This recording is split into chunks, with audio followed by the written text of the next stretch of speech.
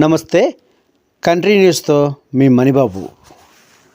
ఆదివాసీ నిరుద్యోగ యువకులకు ఐటీడీఏ పరిధిలో స్పెషల్ డిఎస్సి తీయాలి. తెలుగుదేశం పార్టీ రాష్ట్ర కార్యదర్శి ఎంవివి ప్రసాద్ డిమాండ్. ఉన్నటువంటి విద్యార్థులకి ఈరోజు ప్రత్యేకంగా డిఎస్సి ఏర్పాటు చేయమని మేము ఈరోజు ఒక రిఫరెంటైజ్ను అటు యువకుల నుంచి యూత్ నుంచి అలాగే తెలుగుదేశం పార్టీ క్యాడర్ అంతా కలిసి ఈరోజు కలెక్టర్ గారికి కోరడం జరిగింది.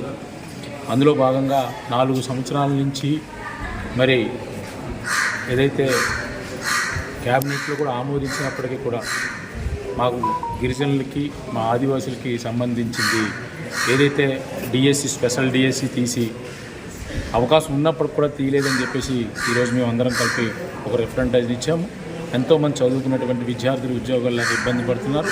అనేకమైనటువంటి సమస్యలు ఉన్నప్పటికీ అనేకమైనటువంటి ఏదైతే ఉన్నాయో చదువుకున్నటువంటి విద్యార్థులు ఎవరైతే టీచర్స్ కానివ్వండి లేకపోతే హెల్త్ విషయంలో కానివ్వండి అనేకమైన పోస్టులు ఉన్నప్పుడు కూడా ఈ పోస్టులు భర్తీ చేయమని ఈరోజు కలెక్టర్ వారికి మరి ఈరోజు మేము విన్నపించుకోవడం జరిగింది. ఆయన కూడా స్పందించి అయితే ఖచ్చితంగా గవర్నమెంట్ దృష్టి తీసుకెళ్తామని కూడా చెప్పడం జరిగింది.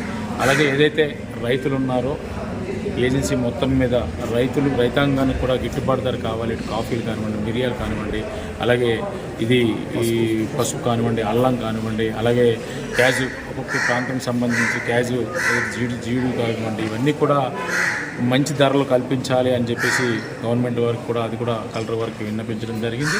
ఆయన కూడా వెంటనే స్పందించి మేమే రేపు కాఫీలు కానివ్వండి అలాగే మిరియాలు కానివ్వండి అన్నీ కూడా మేమే కొనుగోలు చేస్తామని కూడా ఆయన కూడా స్పందించడం జరిగింది. కాబట్టి మేమందరం కూడా ఈరోజు కలెక్టర్ గారి దగ్గరికి మాకున్నటువంటి విద్యార్థులకి అలాగే చదువుకున్నటువంటి ఎవరైతే యువతుల కోసం అలాగే రైతుల కోసం ఈరోజు మేము రిప్రజెంట్ ఇవ్వడం జరిగింది.